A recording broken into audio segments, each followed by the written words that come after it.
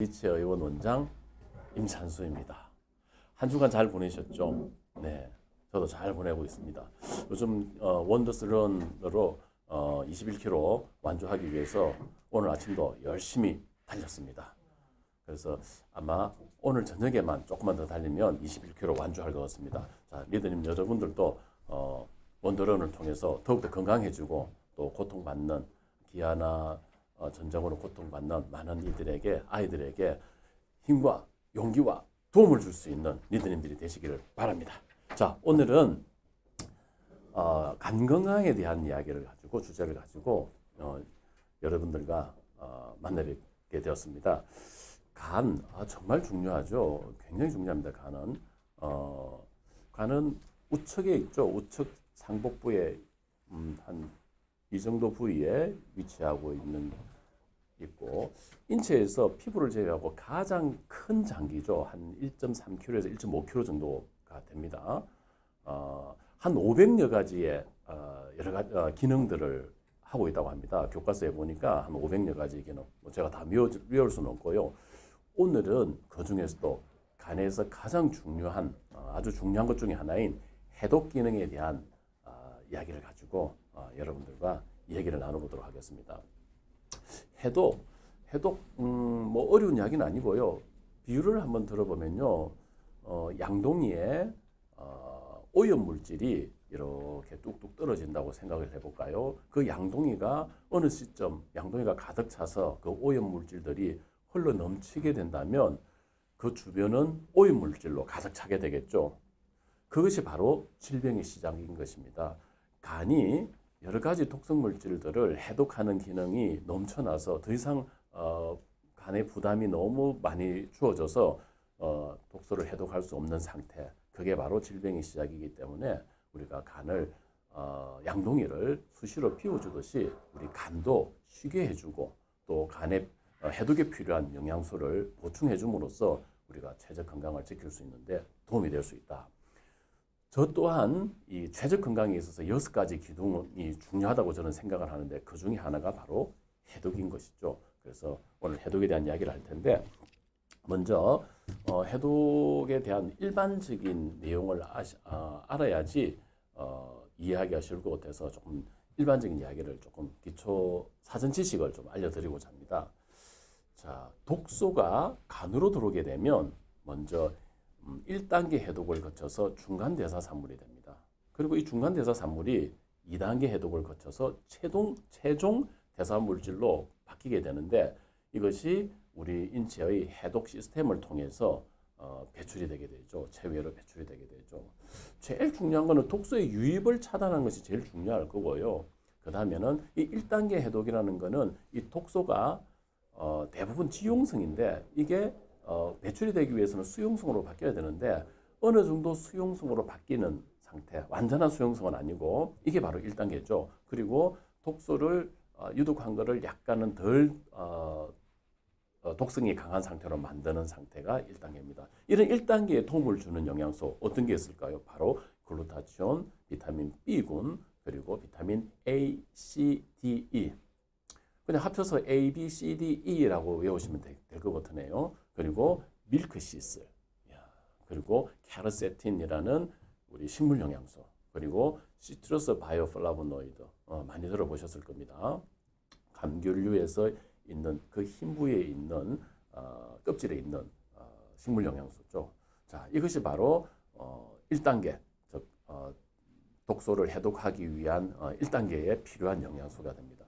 2단계는 뭐냐면 완전히 수용성으로 바뀌어서 물의 녹는 형태로 바꿔서 그리고 아주 독성이 적은 형태로 바꿔서 우리 인체에서 배출될 수 있는 형태로 만들어주는 단계가 바로 이 2단계 과정인데요. 이 2단계에 관여하는 영양소는 바로 또 1단계와 마찬가지로 글루타치온이 역할을 합니다. 그리고 두 번째로는 아미노산, 그중에서 글루타민, 글리신, 리신, 카르니틴, 타우린과 같은 아미노산이 필요하고요. 그 다음에 칼슘 D 글루카레이트, 굉장히 중요한 영양소죠. 이건 다음에 이 영양소만 가지고 한번 강의를 하고 싶은데 어쨌든 이 칼슘 D 글루카레이트는 어디에 많이 들었냐면요, 십자가 식물에 많이 들었습니다. 그래서 들어있는 영양소죠. 그 다음에 이제 두 번째로도 십자가 식물. 십자가 식물에는 이 칼슘 디글루카레이트 이외에도 황을 함유하고 있는 영양소가 있는데 대표적인 게 I3C라는 인돌3 카비놀이라는 영양소, 그리고 DIM이라고 알려져 있는 디인돌린 메테인카는 영양소가 많이 들어있죠. 이런 식물 영양소가 들어있는 식물을 먹는다거나 이런 식물 영양소가 풍부한 영양소를 섭취한다면 2단계 해독을 효율적으로 독소를 제거하는 데 도움을 줄 수 있겠죠. 그 다음에 식이유황, MSM이라는 식이유황이 필요하죠. 자, 1단계, 2단계가 되었다고 해서 그럼 최종 산물이 내 몸에서 그냥 배출이 됩니까? 그렇진 않죠. 담즙을 형성하는 과정에 필요한 영양소가 있어야지 담즙이 만들어지겠죠. 그게 중요한 게 뭐냐면 바로 바이타민 C와 그리고 레시틴이라는 영양소가 담즙 형성에 굉장히 중요하죠. 그리고 이 담즙이 소장으로 배출이 되었다고 해서 배출이 됩니까? 만성변비가 있습니다. 어떻게 배출이 될까요? 배출되지 않죠. 그래서 대변으로 배출되기 위해서는 물, 좋은 물, 그리고 식이섬유, 그리고 장내 세균의 균형이 굉장히 중요하죠. 이런 상태를 만들어야지, 변비가 없도록 만들어야지 배출이 될 수가 있겠죠. 그 다음에 대부분은 이렇게 대변으로 배출이 되고, 이제 일부는 콩팥을 통해서 소변으로 배출되는데, 당연히 소변으로 배출되기 위해서는 우리가 좋은 물을 충분히 마셔야지 독소들이 깨끗이 우리 몸에서 세척해 낼 수 있겠죠.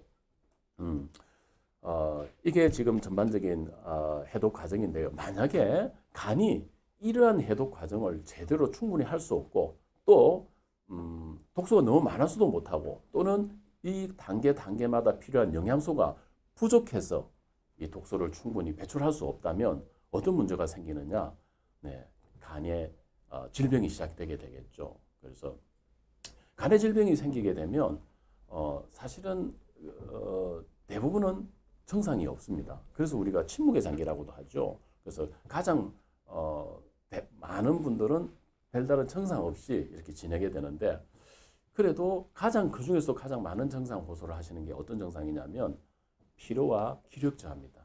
그래서 만약에 특히 또 뱃살이 이렇게 나오고 만약에 여러분들 주위에 뱃살이 나오고 피로와 기력 저하를 겪고 있는 분이 있다면 지방간이 있지 않나, 지방 간염이 와 있지는 않나 꼭 의심해 보시기 바라고요. 그 다음에 오심, 속이 미식거리는 거, 그리고 식사만 하면 우측에 뭔가 이렇게 불편감 또는 통증이 온다거나 그 다음에 우측 등 쪽이 결린다거나 이런 증상이 있으면 간에 지금 문제가 있구나 라고 의심해 보시는 것이 좋습니다. 그리고 좀 더 진행이 되면 피부에 가려움증이 생기게 되고요. 소변이 짙은 아주 콜라 색깔 같은 아주 짙은 소변을 보게 되고 그 다음에 코 주위나 목 주위 가슴 쪽에 거미상 혈관이라고 해서 마치 거미줄이 이렇게 펼쳐져 있는 모양으로 거미 모양으로 혈관이 거미 다리가 뻗어나가듯이 생기는 이런 거미상 혈관이 생기게 되고 그 다음에 다리가 붓게 되고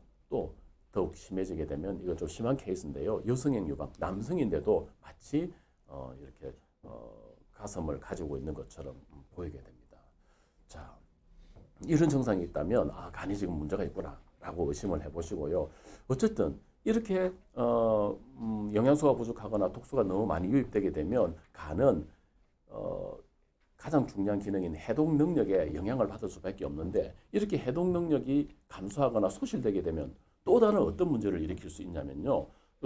우측에 있는 것은 건강한 간이고 좌측에 있는 것은 건강한 간이고 이렇게 여러 가지 원인에 의해서 바이러스든 뭐 알코올이든 약물이든 또는 액상과당이든 단순당이든 이런 걸로 인해서 이제 부담이 되게 되면 이제 지방간이 발생하게 되는데 이렇게 왔을 때 해독 기능이 감소하게 되면 어떤 문제가 생기냐면 우리 몸속에서는 스트레스를 받게 되면 부신해서 코티졸이라는 호르몬을 만들어내게 되죠. 이 호르몬은 어디서 대사가 되냐면 간에서 처리가 되고 배출이 됩니다. 그런데 만약에 간 해독 기능이 떨어지게 되면 부신에서 분비된 코티졸이 제거되기가 어렵겠죠. 또 스트레스를 받으면 또 다시 분비가 되고 그래서 계속해서 코티졸을 영향을 받을 수밖에 없는데 이게 뭐냐고요? 우리가 지속적인 만성 스트레스 상태에 놓일 수 있다는 거죠. 코티졸이 어떤 역할을 하냐면요. 소화 기능을 떨어뜨립니다. 위산 분비 기능을 떨어뜨려요. 그리고 면역을 떨어뜨리고 혈압을 올리고 혈당을 올리게 되죠. 심지어는 근육을 분해해서 혈당을 만들어서 그 분해된 근육을 다시 지방으로 쌓게 하는 관여하는 게 바로 이 코티졸이죠. 물론 일시적으로 분비되는 거는 급성기로 분비되는 거는 우리 인체를 살리는 거지만 만성적으로 계속해서 이 코티졸이 분비가 되고 해독이 되지 않으면 우리 인체 건강에 심각한 영향을 미칠 수 있다.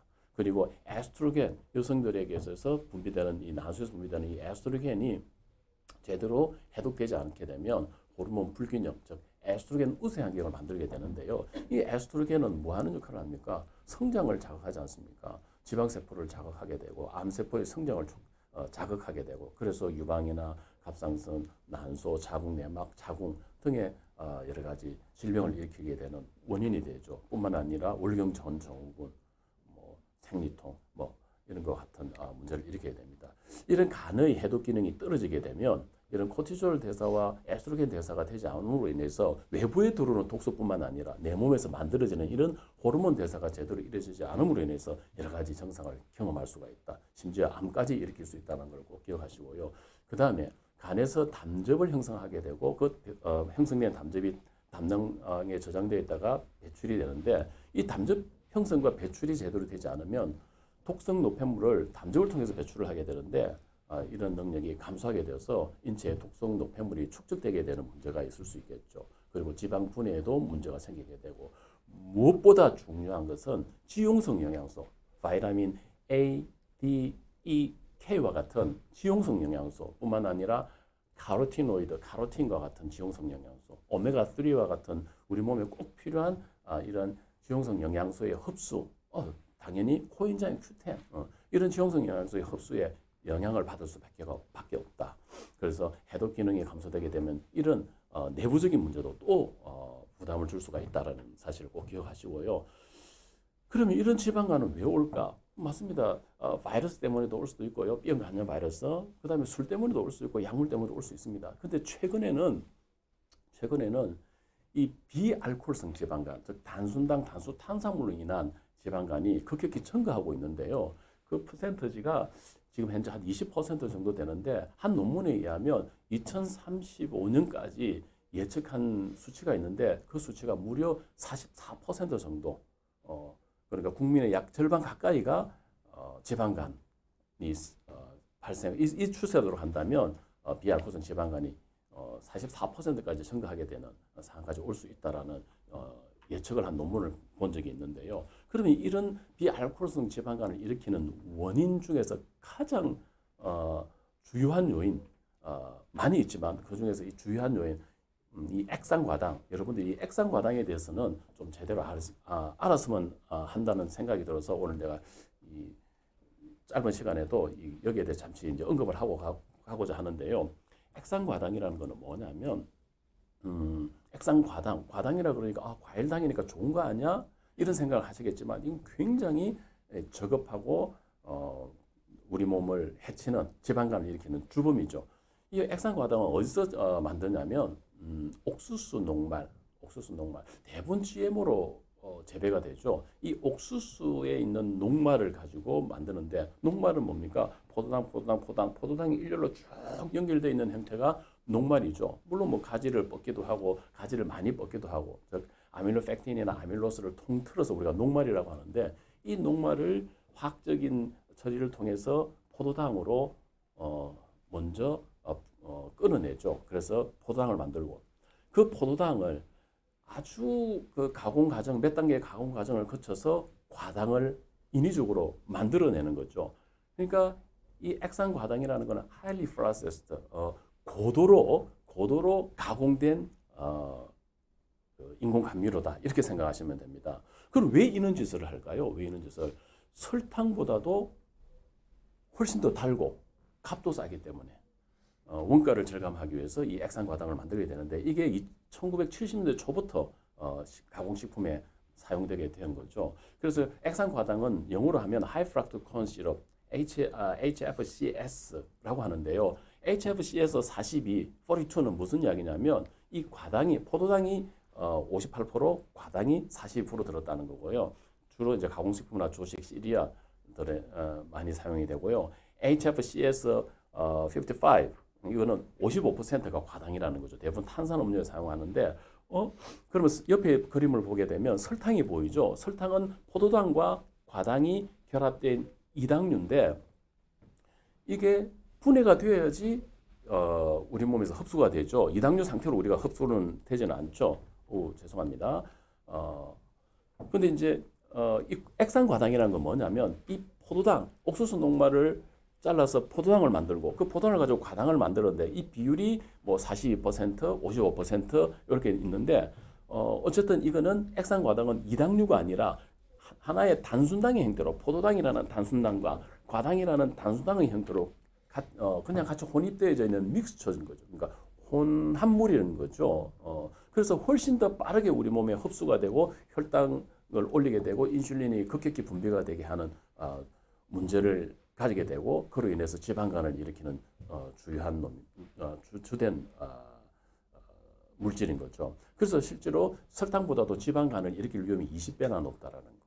그리고 이게 알고 계시는지 모르겠지만 이게 통풍의 주요 요산을 증가시키는 혈액 내 요산을 증가시키는 주요 원인이라는 사실. 그래서 우리가 이러한 물질로부터 우리가 지방간을 생기지 않도록 하고 우리의 간을 최적 상태로 만들기 위해서 꼭 필요한 영양소가 있어서 여러분들에게 알려드리고자 하는데요. 그 첫 번째가 뭐냐면 바로 밀크시슬, 은건큐라고 그러죠. 일화에 의하면 성모 마리아가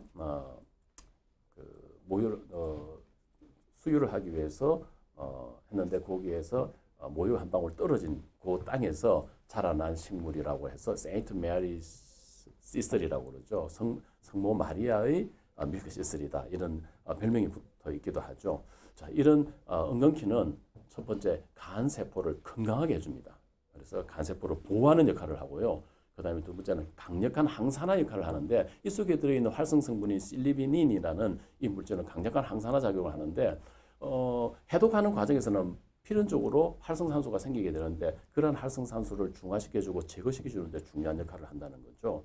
그 다음에 항섬유화, 이건 무슨 이야기냐면 간에 지방으로 가득 차 있으면 우리 그건 지방간이라고 그러죠. 간이 섬유 조직으로 가득 차 있으면 우리는 그걸 간경화라고 그러죠. 이러한 간경화, 섬유 조직이 많이 생기는 것을 막아주는 역할을 하는 것이 바로 이 밀크시슬이라는 사실. 그리고 B형 바이러스로 인한 간염이든 알코올로 인한 지방 간염이든 또는 액상과당으로 인한 비알코올성 지방 간염이든 이러한 염증을 막아주는 항염 효과를 나타내는 작용을 한다라는 거. 그래서 실제로 연구 결과에 의하면 밀크시슬을 투여하게 되면 이 간염 수치, 즉 SGOT, GPT 수치가 3개월 내지 6개월 정도면 정상화된다라는 그런 연구 결과도 있죠. 그래서 항염 효과를 가지고 있다.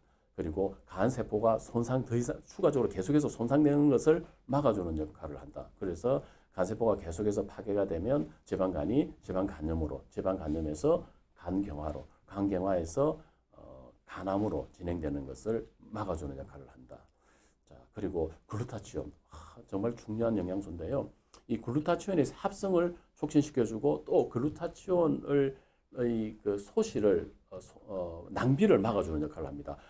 좀 전에 첫 번째 슬라이드에서 봤듯이 1단계 해독과 2단계 해독에서 공이 다 쓰이는 영양소가 뭐였냐면 글루타치온이었죠. 그런데 1단계에서 글루타치온이 너무 소비가 되면 2단계 해독, 즉 최종적인 배출될 수 있는 형태로 만들 수 있는 글루타치온이 충분치 않겠죠. 자, 이때 밀크시슬이 1단계 해독의 과정을 도와주고 글루타치온이 낭비되지 않도록 해주고 또 글루타치온의 합성을 촉진시켜서 2단계 해독 과정이 원활하게 이루어질 수 있도록 도와준다. 그런 역할을 한다는 거예요. 자, 그 다음에 마지막으로 갑상선 기능에도 도움을 준다.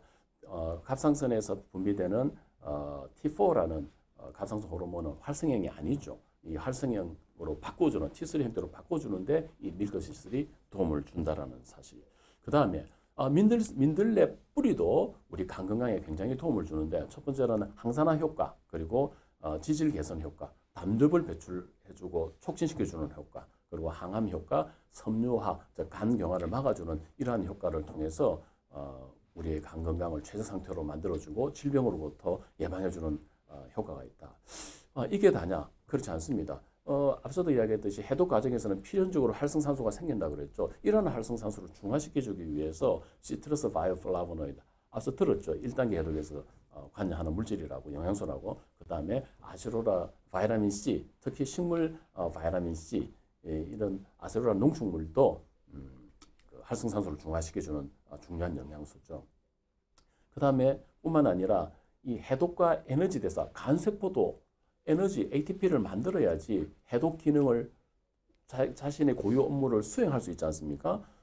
그리고 또 해독에 필요한 영양소가 또 비타민 B군이 해독에 필요한 영양소라고 이야기했었죠. 그래서 해독과 간세포의 에너지 대사에도 도움을 주는 바이타민 B, B1, B2, B3, B5, B12 이와 같은 영양소가 함께 들어있는 이런 영양소를 우리가 섭취할 수 있다면 굉장히 우리 건강을 지키는 데 도움을 받을 수 있겠죠. 그 다음에 여기서 제가 하나, 요즘 많은 리더님들이 이 콤부차 많이 드시죠. 정말 콤부차 제가 너무나 중요한 영양소라 여러분들에게 다시 한 번 더 강조하고자 이 콤부차 이야기를 하는데요. 간에 굉장히 도움을 많이 줍니다. 사실은 간을 도와주기 위해서 제일 첫 번째는 뭐냐면 장을 먼저 건강하게 해야 됩니다. 1차 방어선이 장이거든요. 장이 건강하게 되면 간에 불필요한 업무를 떠안아서 간이 필요해질 일이 없거든. 그래서 이 콤부차는 첫 번째 유산균이 들어있고요. 그 다음에 또 그 속에 유기산이 들어있어서 이 유기산은 어떤 역할을 하냐면 소장내에 있는 질병을 일으키는 세균들 그리고 곰팡이들을 사멸시키는 효과가 있습니다. 사실 위기능이 떨어진 많은 분들이 그 위산을 분비가 적절치 못하다 보니까 음식 속에 들어있는 세균들을 사멸을 시키지 못해서 소장내로 들어가서 세균들이 과잉 증식이 일어나는 경우가 많거든요. 그래서 헛배가 불러고 가스가 차고 늘 그냥 복부 팽만감으로 불편감을 느끼고 있는 분들이 많은데 이런 분들에게 굉장히 도움을 줄 수 있는 게 바로 이 콤부차죠. 왜? 이 속에 들어있는 유기산이 그런 세균들을 죽여주는데 살균하는데 사멸하는데 도움을 주기 때문이죠. 뿐만 아니라 이런 콤부차에는 폴리페놀, 강력한 항산화제인 폴리페놀도 들어있기 때문에 간 독성, 예를 독성 물질로 인한 간 독성을 감소시켜주는 효과가 있습니다. 또 뿐만 아니라 LDL 콜레스테롤의 산화도 막아주고 또 담즙 배출을 촉진시켜서 LDL 콜레스테롤과 HDL 콜레스테롤의 대사에도 굉장히 도움을 많이 주게 되죠. 그래서 실제로 심장 건강에도 도움을 줍니다. 간 건강뿐만 아니라. 그리고 이 속에는 글루쿠론산이라는 유기산이 또 들어있는데 이 글루쿠론산은 에스트로겐 우세 환경을 겪고 있는 여성들에게 도움을 줄 수 있는데 왜냐하면 이 에스트로겐 대사 물질을 수갑을 채워서 우리 몸 밖으로 빼내주는 역할을 하는 영양소가 누구냐면 바로 이 글루쿠론산이거든요. 자, 이렇게 우리가 마시는 한 잔 콤부차를 마심으로 인해서 이렇게 많은 혜택을 누릴 수 있으니 건강성 이점을 얻을 수 있으니 얼마나 좋습니까? 그래서 제가 오늘 이 콤부차 한 잔을 준비했는데요. 다 나눠드리고 싶지만 제가 이 콤부차를 한 잔 마셔보고 그 맛을 전해드리도록 하겠습니다.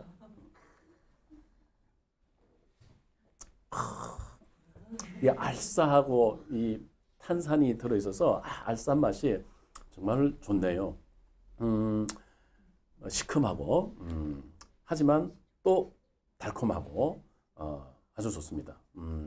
위산이 분비가 되는 느낌이 들고요. 단즙 배출이 촉진되는 그런 느낌이 들고 온몸에 뭔가 해독이 되는 듯한 그런 느낌을 듭니다.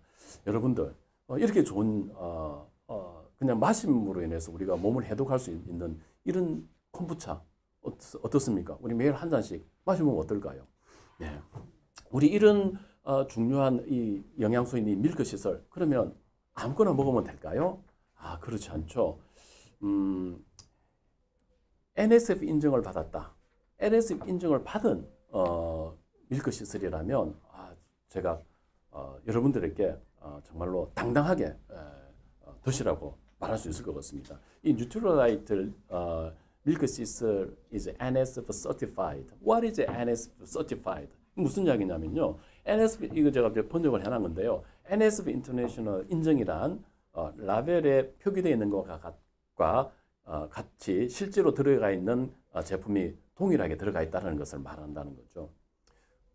그럼 당연한 거 아니냐? 그럼 표기된 대로 들어있어야 되는 거 아니냐? 그렇지 못한 것들이 너무 많기 때문에 그거 너무 함량을 속이기 때문에 함량별로 들어가 있다는 게 정말 중요한 거죠. 또한 NSF 인증을 받기 위해서는 광범위한 제품 테스트를 받아야 되고요.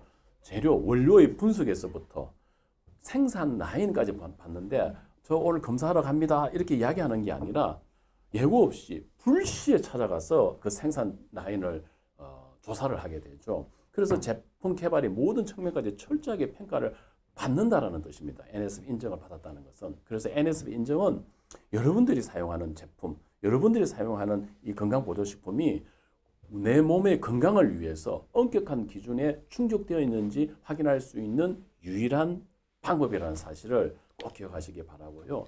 이 NSF 마크가 있는 건강보조식품을 선택하시기를 바랍니다.